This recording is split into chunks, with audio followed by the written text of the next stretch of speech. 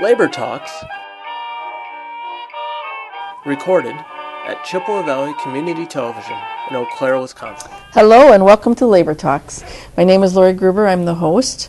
I'm the secretary of the Greater West Central Area Labor Council here in town, and I'm an Office and Professional Employees local member.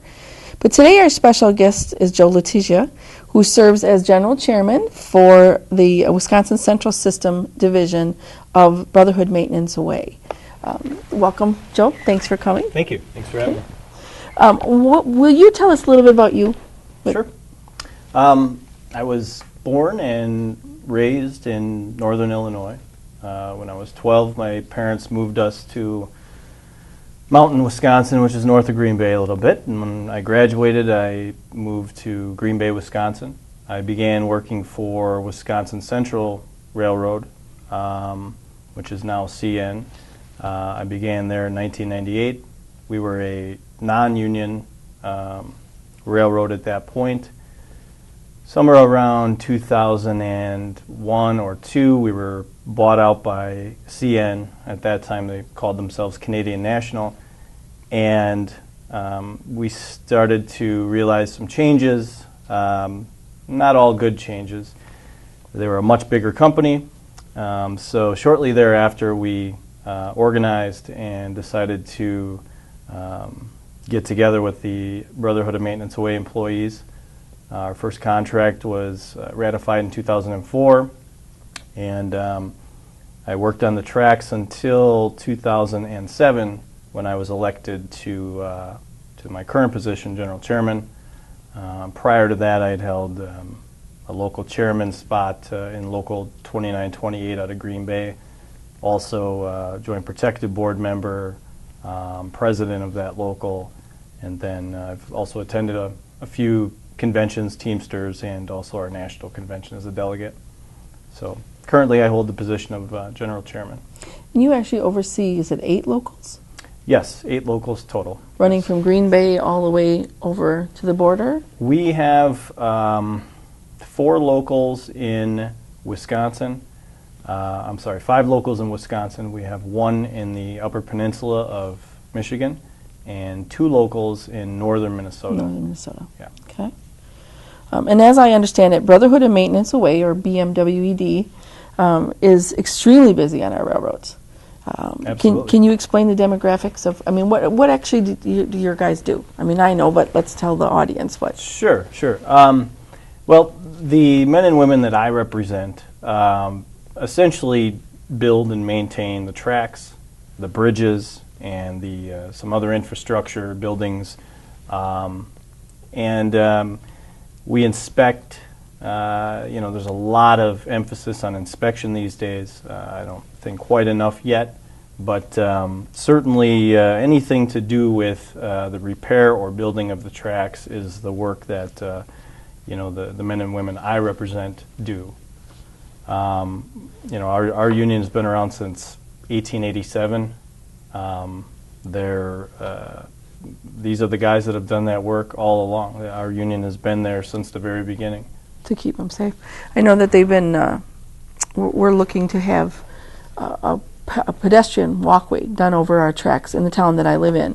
And I know the Maintenance Away guys have to do that work. And we know you're busy because they haven't been able to get there yet. So it's a matter of getting in queue so that, and they don't realize that, a lot of people don't realize that the railroad has to do that work. Another contractor can't come in and do work on the tracks for you guys. Yeah, it's always been sort of a struggle from at least my experience, between the railroads and municipalities as far as crossings and even vehicle crossings or pedestrian crossings, overpasses. By nature, these corporations and especially large railroads, they're not very interested in putting money out unless they have to. And a lot of times these municipalities have trouble getting them to do the proper upgrades and put in place the proper safety devices that they need to protect the public. So it's a very real problem. There's a lot of crossings, especially in rural areas of Wisconsin, where there isn't any aren't any arms that come down, there aren't any lights. They're supposed to stop. And I know there were a couple accidents last year in our area where they obviously weren't paying attention for the train. Well, more and more we see, you'll see a set of crossbucks where it says railroad crossing, and there'll be a yield sign. Right. Or a stop sign. And essentially that is, the railroad's trying to say, this is more your issue than ours. We don't feel there needs to be any positive devices there to, lights or gates. So they leave it up to the citizen or the occupant of the vehicle to, stop every time. And unfortunately, people get used to going across a crossing many, many times and never seeing a train, and the one time they don't. And then they get hit. I know we had 3 people try to race the train, and one made it but got pretty badly injured. The other 2 didn't. So it doesn't matter. You can't compete with a train, and it's something that they need to understand. It's horrible. And the other side of that coin, I mean, you have 2 guys that are, in the engine. You have your conductor and your engineer. They're out there trying to make a living and doing their job, and sometimes it's just a terrible thing all around. I mean, for obviously the person that's injured, but also for the guys in the train who have to live with that. We'll live with that. I live close to a set of tracks, and in my estimation, the traffic on those lines has become extremely heavy, extremely busy. What do you attribute to that? Well, freight rail traffic is projected and on par to increase by 44% from 2000 to 2020. So, I mean, business is booming and has been for the better part of the last decade. I feel fortunate to be in the industry, as many of us do. But, there's a lot of focus right now on crude oil. Crude oil has been a very big boom in the industry, and that has slowly started to taper off now. The crude oil coming out of the Dakotas, that's what's mainly hauled by the railroads around here. But that started to taper off with the lower oil prices.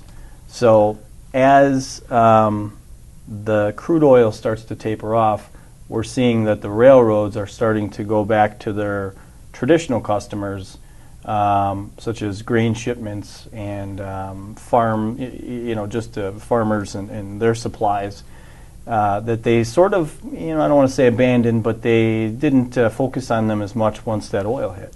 And you've had quite a bit of frac sand then, too, correct? Yes. Because I know there were all new tracks built up by in through Barron County. Yeah. And everything to haul for hauling the frac sand.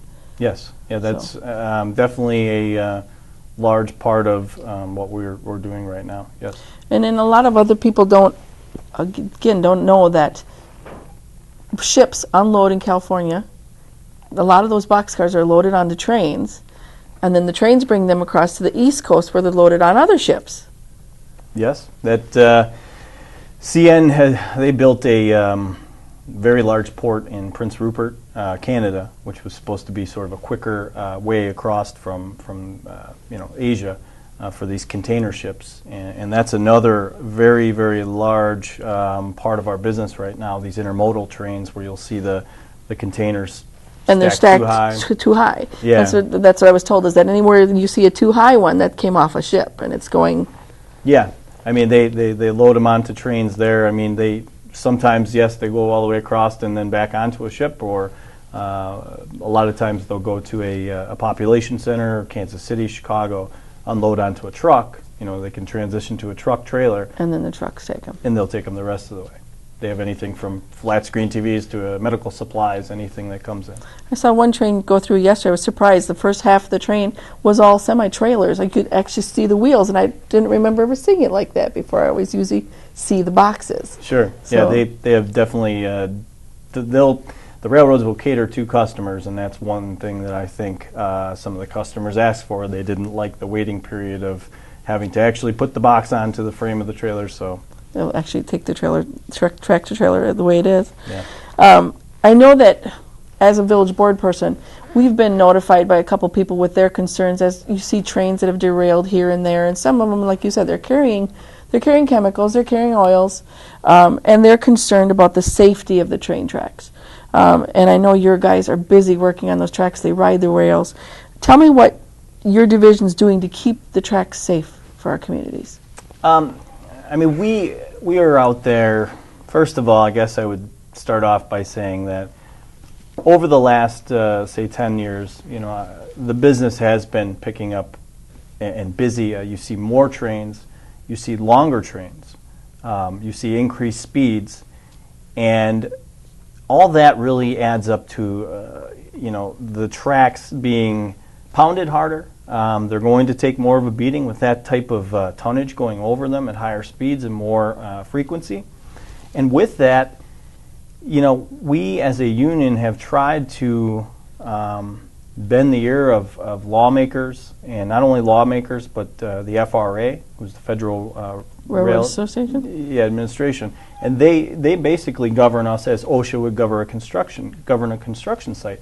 And we want to see more inspection, more thorough inspection, and more money put into the infrastructure that we know, because we're out there, we see this firsthand, needs to be taken care of better. Unfortunately, the railroads get into a sort of cycle of fixing things as they break.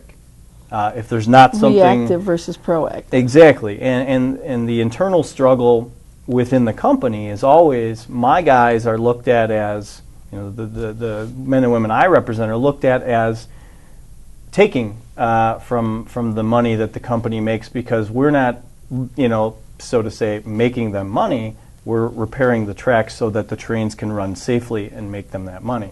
So there's always an internal struggle for my members to get time to go out on the tracks, and sufficient time, and make the repairs that need to be made. Well, bring back to them that they do need to be made. I know that a couple years ago there were some new whistleblower laws that were passed to protect your people, correct? Yes. It's out of the FRSA, which is basically it was a law passed in 2010. More specifically, Section 20109 of that law really it put into place some things that have been needed for quite some time. And basically what it does is it allows my members to not only cooperate with government agencies without fear of retaliation from the company if there's something wrong with the tracks.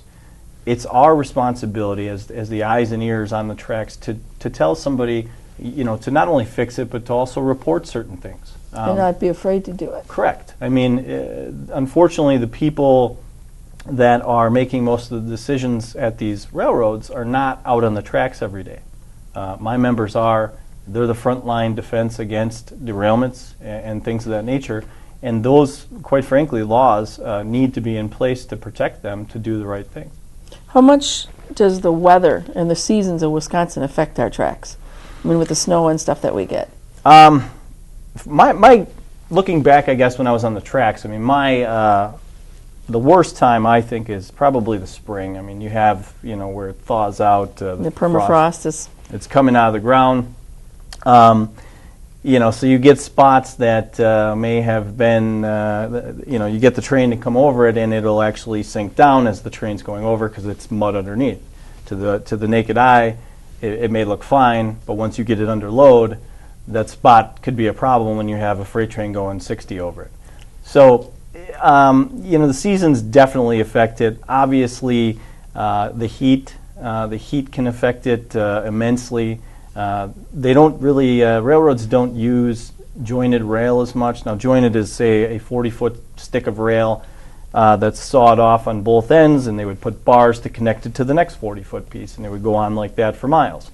These days, to increase speed, they will take quarter-mile sticks that have been pre-welded in a factory, loaded onto a quarter-mile train, and put down. So, you have quarter-mile sections with no bars. The problem is when it heats up, that metal can expand. And it can kick out, it can heave up, and that can cause derailments in the wintertime when it's cold. It can pull apart and break and pull apart a foot or 6 inches. So we have to be very careful when we lay that rail to heat it to the proper temperature to sort of get it ready for those different circumstances. And the friction from the trains themselves. Yes. Well, and I know that, with all the construction in Wisconsin, obviously the railroad's going through some major infrastructure changes as well, with the like I-90 corridor, and some of the other places where they are having to redo the bridges and they're having to redo everything. I mean, La Crosse is a mess, Yeah. And Green Bay has been going through that too, correct? Yes. The bridges are perhaps the least regulated thing within the rail industry, and our union has been at the forefront of pushing for more regulation, more inspection of these bridges. There's been some resistance from the railroad. As I said before, anything that's going to take time away from trains going, they usually are going to be against.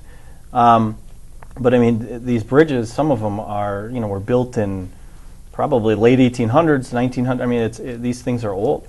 They need to be repaired, and hopefully, we don't need a bunch of incidents to get things where they need to be.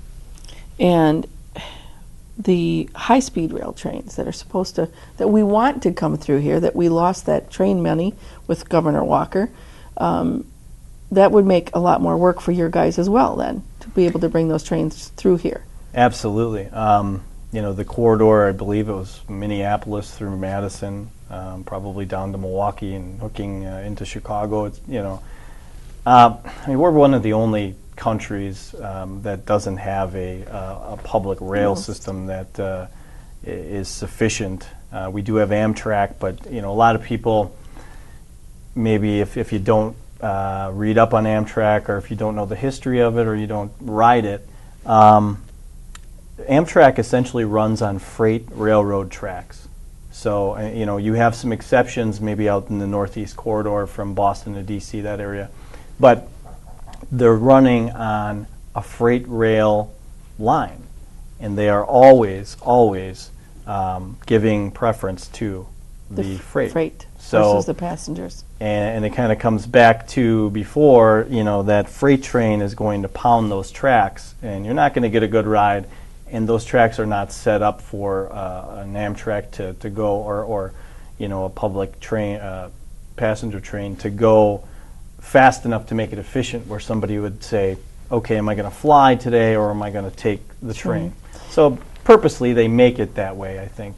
So that they don't do it. Well, Yeah. and then I've seen that there's some private companies looking into building their own high-speed rail, and I worry about safety when you get a private company versus you guys building the rails.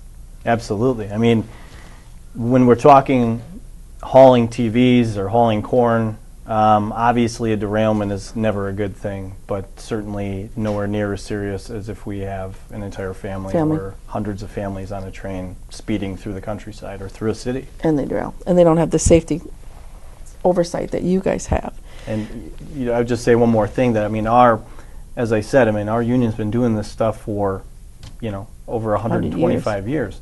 And if we would get to that point, I would hope that they would have good union jobs within Wisconsin taking care of those Taking care of the tracks. How has right to work affected your locals? Well, the rail and fortunately for us at this point, it has not affected us. And I say that with a caveat that obviously this right to work is affecting anybody that is a union member, or even is a middle class person in this country, because I'm sure I don't have to tell you or your viewers, but the unions built the middle class, and the middle class built this country, and the two they go hand in hand. And to get back to my point, though, the right to work does not affect us, because we would need a national right to work law for it to affect us. We are under the Railway Labor Act. which is basically it's the rail industry and the pilots. I'm sorry, not just the pilots, but the airline industry. Airline industry. Yeah. So we're not affected. It would need to be a national. So it's a good thing Walker stepped down from presidential campaign, since his first thing was going to be to attack federal unions. I'm very happy that the American public has clearly rejected his anti-union agenda. We can only hope that voters here in Wisconsin will decide to do the same thing. Do you feel that labor unions and we as working people are getting a fair presentation among our legislators with our message? Is our message being heard? You know, we do have some standouts here and there. We had a great friend in, I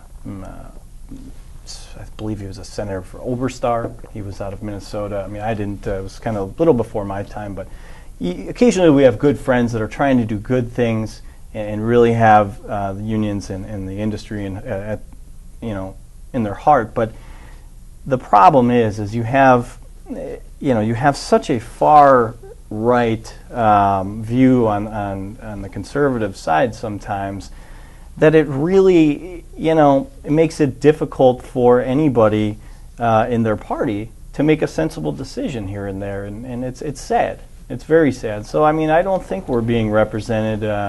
And when I say we, I mean we are working men and women in Wisconsin with, good middle-class jobs. And that's, to me, nothing to be ashamed of. And I think that our legislators should be more than happy to help those people. Do you know what do you think, or what way do you think that we as union officers and activists can do to change it, to wake them up? I mean, obviously, there's a huge block out there that just doesn't vote. I mean, just plain doesn't vote.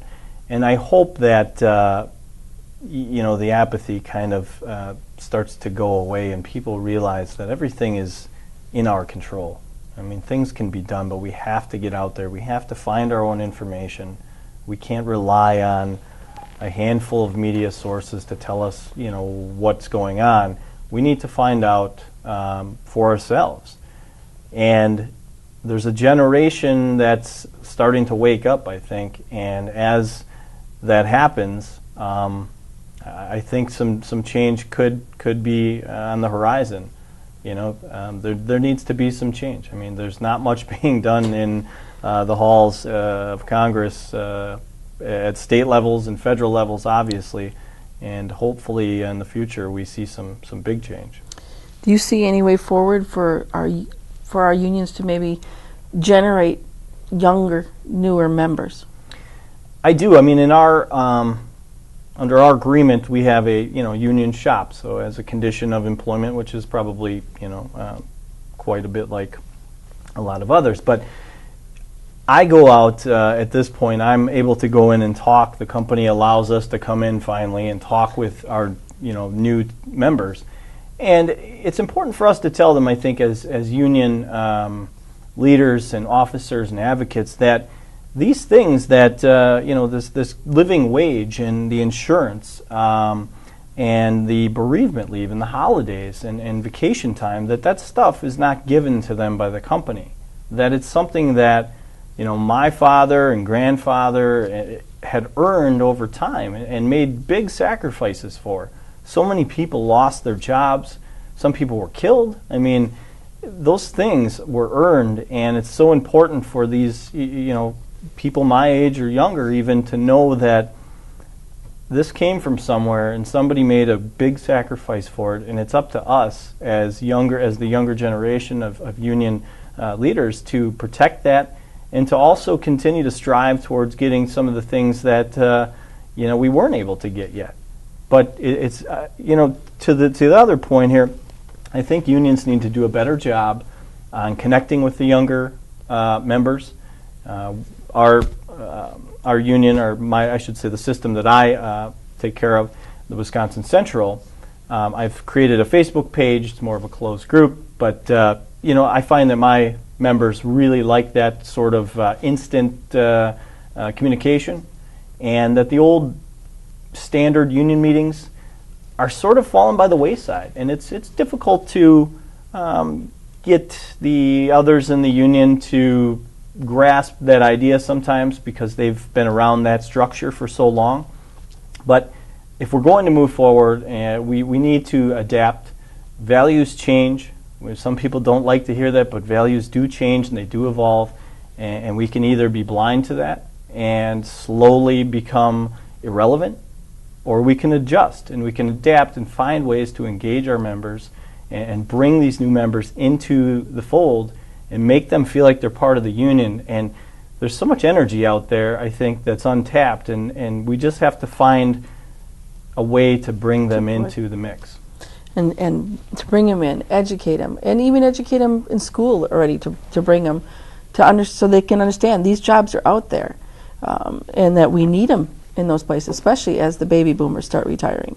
You know, and as you said about the meetings, when you get a meeting and you set up a meeting, 10% of the people come. We need to encourage the other 90% to get involved somewhere, somehow. Absolutely.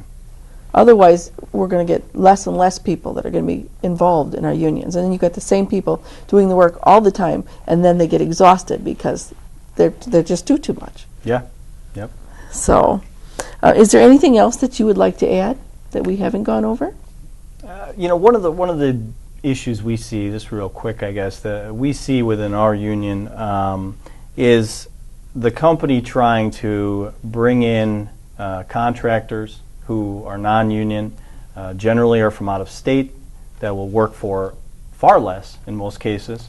You know, and they'll come in and they'll have them do our work when we don't know about it. And, you know, a lot of times we have to go back and redo that work. So that's scary. I mean, my guys will go out and find areas where these contractors have come in that are less skilled and, you know, just less skilled in the trade. They've not been doing it for as long. The company's tests and training requirements are far less than what we have in place, which makes them overall less expensive probably to hire. But, you know, that's a real issue that we have right now that we're trying to address, because it's serious business that these trains are running on those tracks. And I think the railroad needs to really think about the people they're allowing to do that work. So that's a big issue. Keep it safe, especially as the public is more concerned about the safety of the rails. Absolutely. I really appreciate you coming today. Thank you. Thanks for having me. Our thanks to the viewing audience. John, like I said, the program would have been possible today if you wouldn't have been able to come. My thanks also to the folks that work behind their cameras, who not only make the show possible, but give an outlet for our union voices. In order for us to educate our members and educate the public and educate our candidates, we need to have our voice heard.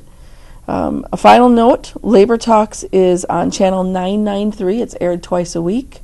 You can also use your favorite search engine and use keywords like Labor Talks and CBC TV and be able to pull up the YouTube videos on these interviews.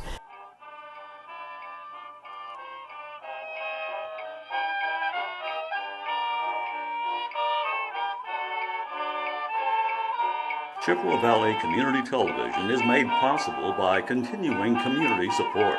If you would like to volunteer or make a donation, you can contact us by calling 715-839-5067 or on the web at www.cbctv.org.